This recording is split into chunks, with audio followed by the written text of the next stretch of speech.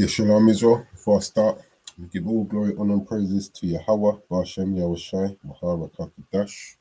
That's Yahweh, the name of the Heavenly Father. In the name of his son Yahushai, the one who the world called Jesus. Dubliners, the elders and apostles in Israel, the rule and teach well, the Akim and the Ivies and byways, and those pushing this word in truth and sincerity. For the brothers and sisters in the truth. And this was a lesson I did the other day. But so I'm trying a new streaming program and I set certain settings wrong and it didn't come out good, so I'm just going to go over the lesson. Hopefully the lesson is edifying. Basically there's a video that was posted in a chat room that I'm in, which the information there I find is very edifying. So I just want to play the video and just bring out a few scriptures, because we know that this kingdom is going to fall and the Most High is actually put in place his plan to deliver us out of here and to bring judgment upon this kingdom. All this is done very intricately by the Most High, and it's happening bit by bit. Those who have eyes to see will see that, this place is actually falling. Probably not fast enough for us, but then at the same time, that gives us time to try and clean up our garments even more. That's the beauty of it. As much as we want to get out of here quick, the time that we have, we can use it to even clean up the stains that's on our garment that bit better, so that when Yahushua returns, we can be found worthy. But I want to play this video and hopefully you find the video edifying. Now this is from a website called Redacted, so giving them their credit, and it's called Clayton Morris. It says NATO is going to get us all killed with this move. And all of this is actually, let me bring this out quickly. All of this is down to the will of the Most High. This is how he's doing his works, man. Proverbs 21. Proverbs 21:1, it says, the king's heart, meaning the king's mind, is in the hand of the Lord. As the rivers of water, he turneth it whithersoever he will. Meaning, whatever these guys are coming up with, is Most High putting it in their spirit. When you read Job 33, I think it's 14 down to 17, when you're on your bed, the Most High seeth your instructions. And this is what we're seeing happening, man. So it says, NATO is going to get us all killed. Well, death is not something that we're going to be fearing. Especially if you're in the truth, you shouldn't be fearing death, because we know all death is ordained by the Most High. So it's either you die in the truth or out the truth. That's what we should be mindful of. Whether we die in the truth or out the truth. Hopefully this lesson and this video is edifying.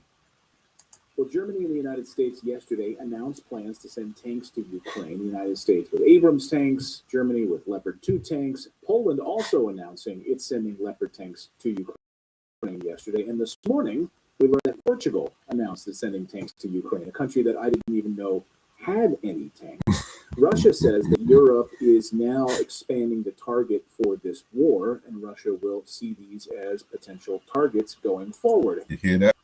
Because these countries now started to aid Ukraine in giving them tanks, etc. The target is now being widened. Instead of it being able to just be focused on Ukraine, it's being widened to all these other nations that's supplying equipment to Ukraine to aid them to fight Russia. And the guy that is going to speak to is going to explain that in a bit more detail. But an example I like to give is this. Imagine you're arguing with someone and someone hands you a knife and you end up killing that person with the knife. Do you think you're going to be, the person who handed you the knife is going to be held blameless? No, you're going to be held blameless. And this is a similar situation, right? You're aiding Ukraine with armory, as if you try to, well, it's got nothing to do with us. We're just giving them the weapons. Yeah, but you're giving them the weapons. If we just escalated things beyond where they were before. Scott Ritter is a former UN weapons inspector. He knows a thing or two about weapons. and their implications. And he joins us on the show. Scott, great to have you back. Thanks for having me. So last week on the show, you said something that I thought was incredibly important. And I've been thinking about it all week, which is the more weapons we send to Ukraine, the more weapons NATO sends to Ukraine, the weaker it makes Ukraine, both in terms of manpower and, of course, opening up for further attack. You see this amplification, these additional tanks that are being sent as vindication of your message, or is now Ukraine going to win this war? Well, Ukraine's not going to win this war. They're definitely not going to win it with 14 Leopard 2 tanks, A6 variants that Germany claims it's going to provide by the end of March, early April. And just like over in the UK, when you listen to the media, how they report this, oh, Ukraine's doing so good, and but then you have to think like Russia is actually being very tempered in how they fight this war. If you look at the two armies, this is Ukraine's army, and this is Russia's army. There's no comparison in size, but yet still you're going to have people believe that this is doing very good against this. And this is how the media works, They push a narrative which a lot of people fall for if they're not doing their own research, their own due diligence. 14 Leopard A2 tanks that Poland's going to provide. Between 30 and 50 Abrams tanks, which aren't going to show up on the battlefield till the end of this year or early next year, or any other tanks that are going to be provided. The fact of the matter is, these tanks aren't game changers. The Ukrainians have been trained to fight in Soviet-era tanks, T-72s, and their own T-64 updates, three-person crews. They're inheriting tanks right now. They're going to receive tanks that have a four-person crew. Why? Because you have to manually load these tanks. And so automatically the whole concept of, putting a crew in a tank and employing the tank is fundamentally changed. And if you haven't trained on this, if you haven't practiced on it, you're getting into a system. It's like, if I brought you a Formula One car and you've never trained on high-speed driving, and I said, Clayton, take her for a spin. Right? You would be like a little old grandma. Man, you don't know what you're doing. You don't know how to handle this piece of machinery. That's going to be the Ukrainians with this equipment. It takes 22 weeks to train an M1 Abrams crewman. I would imagine that the Leopard 2 tank is equally as complex a piece of equipment. And so Germany is going to provide 14 of these tanks in 10 weeks time? So even if it sounds all good. Yeah, let's send them tanks. It's a bit more than just sending them tanks. And the analogy you gave with the Formula One car is a good analogy. The Ukrainians are getting training right now. When they receive the tanks, they're not going to be trained on it, know how to what to do with 14 tanks. If anybody thinks 14 tanks is a game changer, you have no clue what modern war is. 14 tanks will be chewed up if they ever arrive on the battlefield. But the likelihood of all 14 arriving is slim to none because of the maintenance problem. But this is one of the things we talked about previously about the different infantry fighting vehicles that are being provided. The maintenance nightmare they are presented. For the M1 Abrams tank, under ideal circumstances, for every hour of operation, you need 3 hours of maintenance. And that's American crews that are actually trained, dedicated military occupation specialties of guys who go through the schools, they know how to do this, and they have the entire system backing them up. And you see, like, if, let's say, Ukraine did manage to withstand Russia and, became independent, so to speak, then it's just a matter of time before America probably put military bases over there. They like to plot their military bases all over the place. But this is one of the reasons I feel that Russia is doing this. So that Ukraine don't link up with NATO or get into a position where the US will now be putting military base in their country, in Ukraine, because then Now you got military base right on my front door. Yeah. That's something to consider, man. A lot of people ain't considering that. In the United States system, we'll have a tank company up front, and behind it is this huge system ready to back it up. With the Ukrainians, we're going to put an M1 Abrams tank company out front, and then there's going to be this thin little umbilical cord that goes back, because there will be no direct support. If the tank breaks, it has to be the battlefield taken back to a place where it can be repaired. Now listen to that. It's going to be very difficult for this tank to appear on the battlefield, because the Russians right now are a little irritated, and they're going to put everything they have into interdicting these weapons before they get to the battlefield. But let's say they get to the battlefield and they break. That just means you have to run the gauntlet one more time to get fixed, and then run the gauntlet again to come back. Every time you do that, you're setting up Ukrainians to die. And this is all that's going to happen. These weapons will have no mutual impact. Just a news flash for NATO and all the NAFO fellas out there that are sort of cheerleading right now that this is a great thing. For the last 20 years, NATO and the United States have been focused singularly on Afghanistan and the Middle East. The last thing they've been doing is preparing for large-scale ground combat in Europe. The Russians have been preparing for large-scale ground combat in Europe since 2008. In 2016, they fundamentally reworked the organizational structures, and they're continuing to update them for the sole purpose of closing with to destroy a NATO-style army. That doesn't just mean how NATO fights doctrinally, but the equipment. Every piece of Russian equipment that's in the Russian inventory today has been designed and is intended to kill NATO tanks. So if people think that the Leopard 2 showing up on the battlefield is suddenly going to scare the Russians, you're wrong. They're ready for it, they're trained for it, and they have the equipment to deal death and destruction. And for the Germans, I just don't know what's going through their brains. Yeah. The idea of putting German tanks on Ukrainian soil for the purpose of killing Russians. Man, it didn't work out too good the last time they did it, and it's not going to work out too good this time. Yeah, it seems like we're going the opposite direction and moving towards peace. We're doubling down on this. Now, Russia, of course, amplifying its rhetoric over the past 24 hours and saying, this is an extension now of the targets. Yeah. This goes back to what I was saying.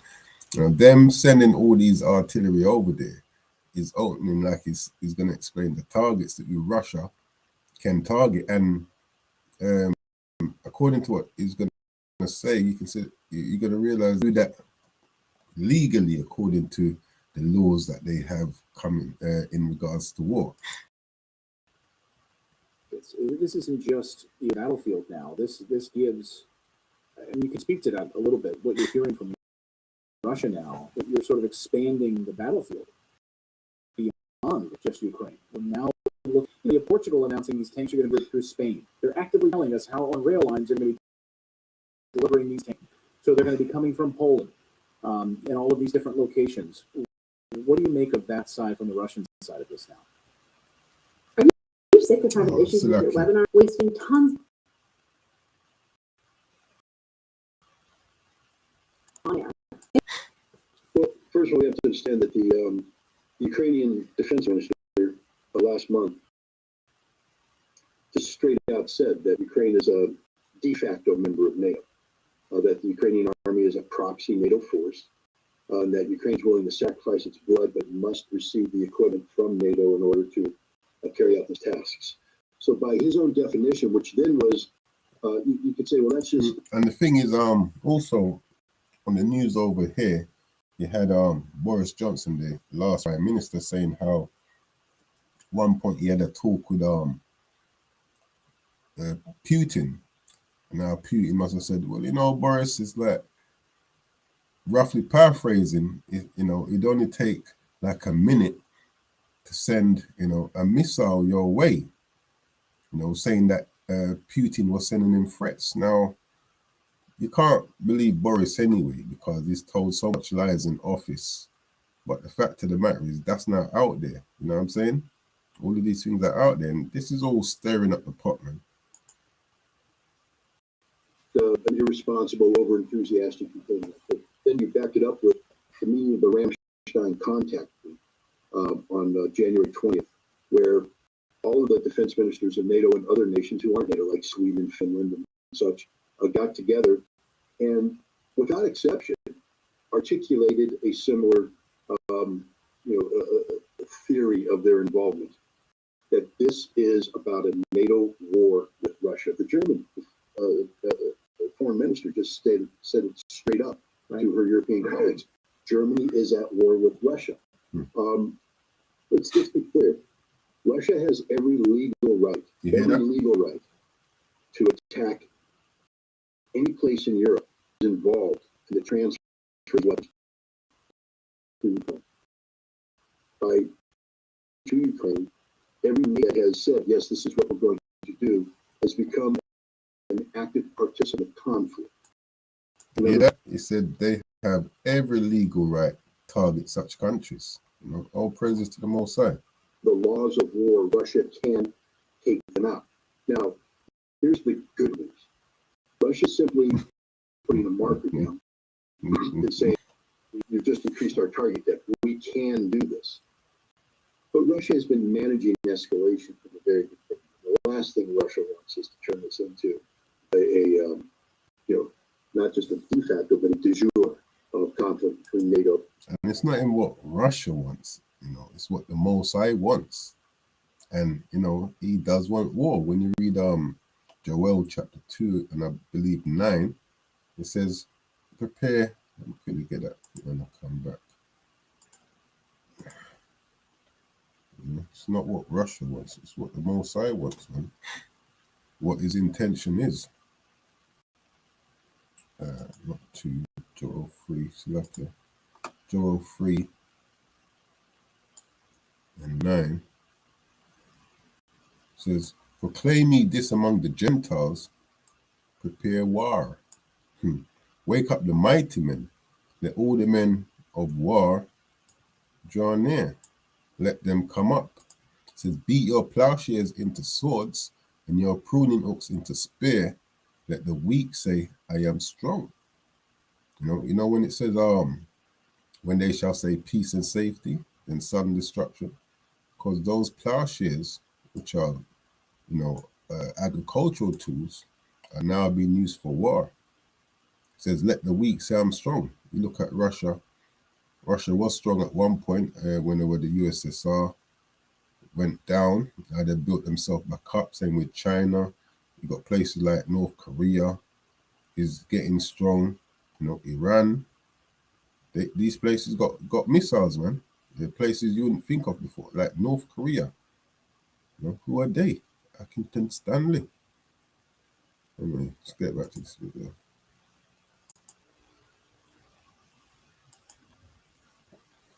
In Russia, because now it's nuclear, not just a de facto, but a de jure of conflict between NATO and Russia, because now it's nuclear war and it's over. So I don't see, at least in this iteration, Russia reaching out and touching Polish logistics centers, German railheads, Spanish tunnels. I don't see that happening because Russia doesn't need to do that. Russia's winning this war, hands down. And Russia's going to win this war, hands down. But Russia is letting NATO know that if by some strange set of occurrences, all this equipment showed up in Ukraine, and Ukrainians were able to assemble a mailed fist that threatened Crimea or anything else, that it's game set over. I mean, Russia will open up and unleash everything they have on NATO because NATO is an active participant in this conflict. And again, if you take a look at your nuclear doctrine, one of the conditions for the use of nuclear weapons is if NATO or a NATO-like entity assembles sufficient conventional military power that threatens the existential survival of Russia. So what NATO is seeking to do, they're not going to accomplish it, but what they're seeking to do is give Ukraine to act as a NATO proxy to threaten the existential survival of Russia. Yeah, but the flip side to that is now NATO is opening themselves up for attack. You mentioned earlier on, you can't say, well, we got nothing to do with it. We weren't firing the guns. What the guns? We gave them the weapons. Which means Russia, if this actually occurred, would use nuclear weapons, not on Ukraine. They've said it straight up. This isn't going to be a weapon against Ukraine. They're going to hit NATO. They're going to hit London. They're going to hit Berlin. They're going to hit Paris. They're going to All these countries where, you know, hit Brussels. They're going to hit Madrid. They're going to hit Lisbon. Hey, Portugal, good job. You just made yourself a nuclear target. This is the reality. Now, again, yeah, all these countries, you know, the US, UK, they've really been untouched. You know, this is why they feel they can do some of the things they do, because they've been getting away with it for a while, but it's only a matter of time before that cup actually passes over, man. Again, the good news is Russia's winning this war and they're going to win this war. You know what? I'm going to stop it there. I'll put the link in the description so you can go back and check out the rest of the video. You're getting the gist of what's happening here. This is Lamentations 4:21. It says, "Rejoice and be glad, O daughter of Edom, that dwellest in the land of Uz. The cup also shall pass through unto thee." Yeah. America's never really been touched. UK have never really been touched. You know, certain other countries have not been touched. So you believe that, you know, you have this untouchable spirit. But the scripture says the cup's gonna pass on to you, man. Thou shalt be drunken and shall make thyself naked. There's Revelation 18:7. How much she has glorified herself and lived deliciously. So much torment and sorrow give her, for she saith in her heart, I sit a queen and am no widow and shall see no sorrow. Yeah, because you've never been touched. So you got that pride, where it says the pride of thine heart has deceived thee. Slakia. Therefore shall our plagues come in one day, death and mourning and famine, and she shall be utterly burned with fire. For strong is the Lord who judgeth her. Obadiah 1:6. How are the things of Esau searched out? Because at the end of the day, these are all Edomite nations. You know, just different fractions of the same coin. Yeah, different tribes. Because how are the things of Esau searched out? How are his hidden things sought up? All the men of thy confederacy have brought thee even to the border. Yeah. The men that were at peace with thee have deceived thee. Yeah. Oh, let's send them tanks. Yeah, we'll send them something too. And prevailed against thee. They that eat thy bread have laid a wound. And Russia was at peace with them at one point. You know, all these other nations, they was at peace because Babylon ruled supreme. But that supremacy is waning, which is why you see them doing certain things today to try and keep hold of what they had. But it's slipping, man. That's someone trying to grasp onto a falling kingdom. You know, when you're falling and you're reaching out to try and grab onto something to break your fall, that's what we're seeing. It says, all the men of thy confederacy have brought thee even to the border. The men that were at peace with thee have deceived thee. Why? Because of the pride of your heart, man. And prevailed against thee. They that eat thy bread have laid a wood under thee. There is none understanding in him, because, you know, all the youth shall witness the day when Babylon shall fall. Yeah, but, you know, I just wanted to touch that, man. I found that video very interesting and enlightening. Like I said, I'm going to post the link in the description so that you can watch the rest of it. But hopefully, this short lesson was edifying. With that, we're going to give all glory, honor, and praises to Yahweh, Hashem, Yahushai, Yaharakah Kadash, Kwam Rasha Allah.